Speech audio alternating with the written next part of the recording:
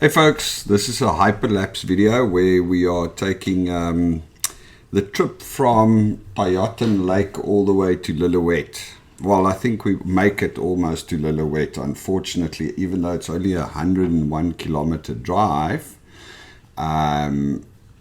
It's quite a slow drive. You know, it's lots of 20 k's and 30 k's an hour, so it takes about an hour and a half to 2 hours to do the drive.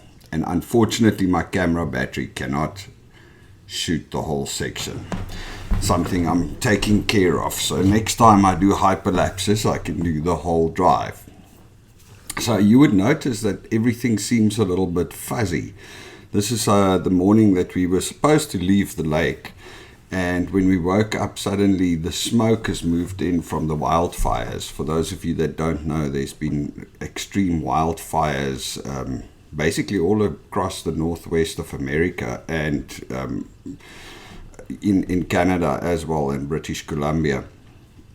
And this wildfire, I think there's a little place north of Lillooet that the fire is burning at the moment. It's sure, I can't remember the name, but Clinton or something like that. I can't remember exactly what it's called or where it is. Pavilion, somewhere around there. Anyways, this fire has been burning for a while, and it has actually burnt out a whole town. They had to evacuate the whole town, and the whole place went up in fire, in flames. A little town, small town. And I assume the wind changed, and the smoke from these fires started flowing over this area where we were in. See, you can't even see the mountains in the distance.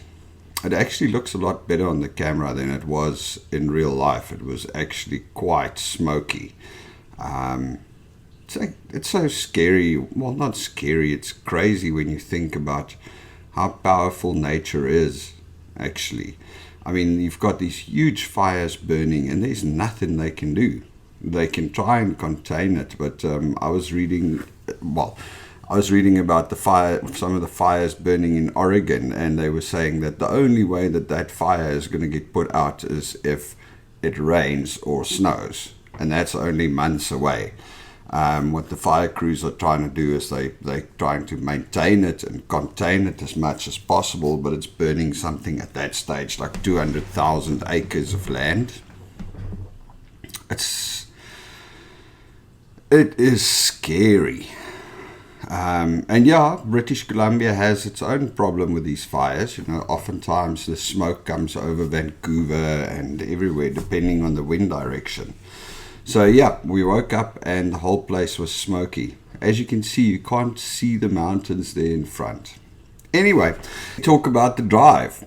So we are on the Lillooet R40, I think is the road, and we've got Carpenter Lake on our right. So we actually drive most of the way. I think it was about 50 k's or so, 60 k's next to Carpenter Lake. It's quite a long, big lake, which is a hydroelectric dam that supplies power to BC.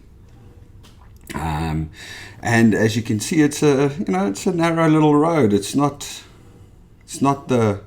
very windy road. You got to watch out for rock falls all the time. It's a narrow road. Sometimes it's dirt or gravel, but luckily, you know, there's long stretches that are paved or tar, and then it's got these little wooden bridges.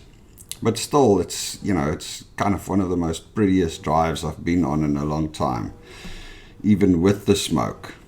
It's just a pity the camera didn't work on the way back. On the way in, I was out of juice long before we got to this stretch of the road. But anyway, you can still enjoy it. We'll just have to forego the views of the mountains far off because it's covered by the smoke. Anyway. So as I said, we've got Carpenter Lake on the right hand side. There's it is so beautiful when you're driving through nature like this, and you know you are so far away from everywhere and everything. We just love the experience. I like driving. gotta say. Some people don't like driving. I like driving because I just, sit there and I just enjoy the road and focus on what's going on and experience this new places. And sometimes what I would do is I would throw like a Audible book on, and I would be listening to a book about business or, I don't know, psychology, something that interests me. I've got quite a wide range of interests, so I like driving and listening to a book. It just, I don't know, helps me relax. Although, I have to say, I was saying to Belinda the other day, I find it quite weird that when we were in South Africa the last time we drove long roads in South Africa, what was it, 2016, 2017, we wouldn't drive so far because it's just like, it was tiring. And that's something I don't find here. But, in South Africa, you drive 120 k's an hour on the highway, so you're flying. I guess it could be a little bit more stressful keeping yourself on track. Maybe it's that. Maybe it's just that I've been doing those roads, or I don't know.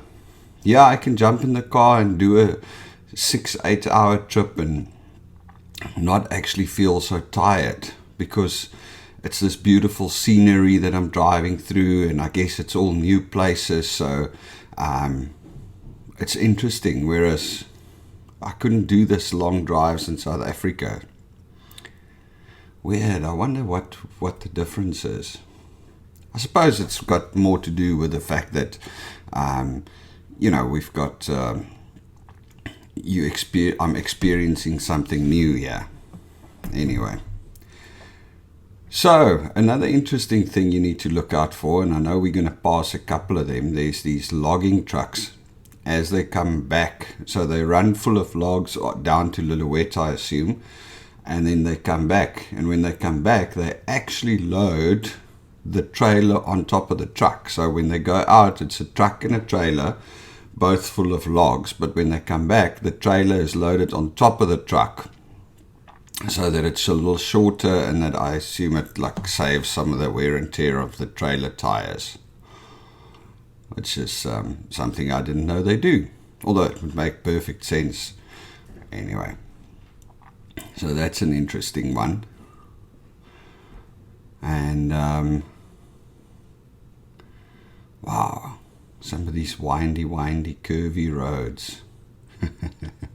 It's just like, it's weird. I mean, the road is everywhere. You see now, it's paved. Then there's sections that's not paved. I assume at one stage the whole road was paved, and eventually they just gave up trying to maintain it, and they just keep it as an unpaved road. Although the unpaved sections are, as good as the paved sections, I suppose, when you're only doing 60 k's an hour, which most of this road is a 60 k an hour speed limit. I think there's one or two places that was 80. There's a few places that were 30 or 20 or 40, but most of the road was 60 kilometers an hour. So, when you're driving on dirt road or unpaved road like this at 60 k's an hour, I don't think it's too major. And it's actually quite hard packed as well, so it's an easy enough drive. And there's actually two roads back from where we are. This road, where we were at Tyaughton Lake, we go all the way from Tyaughton Lake to Lillooet, then from Lillooet past Duffy Lake down to Pemberton. But there's another road where we came out from Tyaughton Lake onto this R40 Lillooet road, I think. If we turned right towards Goldbridge and we just carried on there, we could go straight to Pemberton, which is a much shorter road. It's like half the distance, if not less. But apparently that's a really bad road. Everybody said don't go that road. It's a dirt road the whole way. Apparently really beautiful because you go high up into the Alpine peaks, but very very bad. They said you got to have at least a 4x4 truck or something and 10-ply tires to take that road. Otherwise, you're going to suffer. It's washboard, what we in South Africa used to call sinkplaat pad. To be honest, I was quite I was quite tempted to take the shorter road, especially with the smoke and everything. But yeah, everybody warned me, no, don't go that route. So we'll wait. Hopefully one day we make money and we buy a big 4x4 and get us some 10-ply tires, and then we're going to take that other road and see what it looks like to drive through the mountains on a little dirt road. It's I think it would be quite fun, which will then take you straight to Pemberton, much shorter route. Anyway, so another interesting thing is a lot of the land in British Columbia, or I suppose in the whole of Canada, is what they call Crown land. So it belongs to the federal government. And most of the Crown land, you are able to use it for stuff. So you can go drive around. Oh, here's another logging truck. Here's the end of the Carpenter Lake. Here's the dam wall on the right-hand side. We stopped there because our GPS wanted us to go another route, which I didn't know about, and I was a little bit dubious. So I thought, let me just carry on straight to Lillooet. Anyway, back to the Crown land. So a lot of the land in British Columbia is Crown land, which means you can go and drive on it.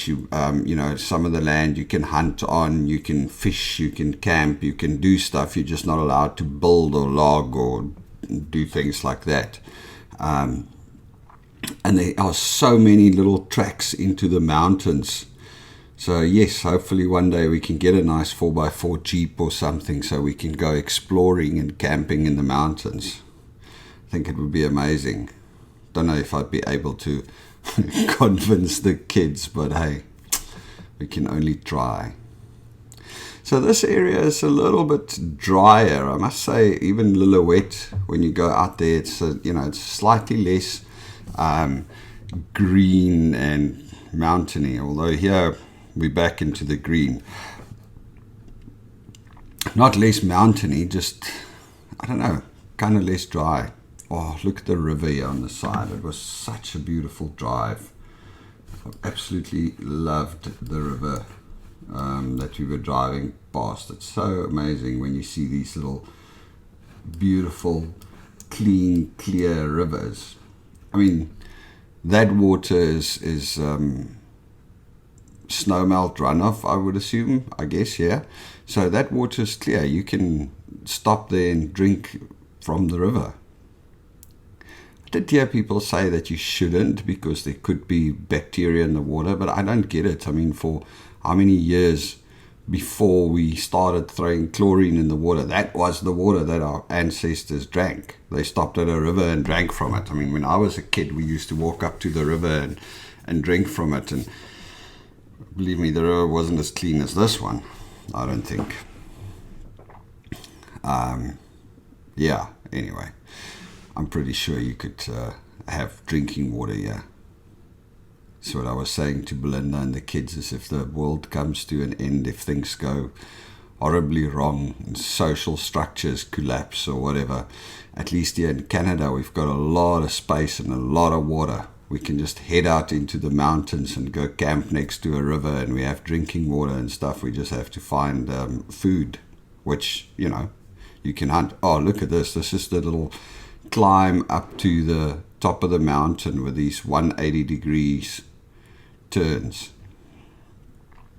Beautiful view out to the right, well, except for the smoke covering everything.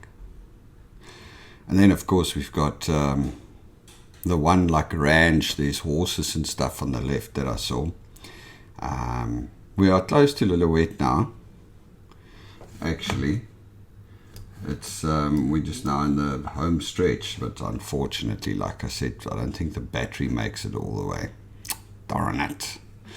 But I've got a plan. I will get it fixed. Wow, look at the cliffs. You cannot drive this road if you're scared of heights. So that I can tell you. some of these cliffs. I think just towards the end of the video here, you're on this little dirt, oh yeah, look at this, on this little dirt road. It's a single lane road, and you don't know what's coming from the front. You know, it's reminiscent of those South American cliffs where the trucks drive against the side of the cliff. It felt a little bit like that. It's quite freaky. My wife didn't handle it as well. She was a little bit nervous about falling off the cliff.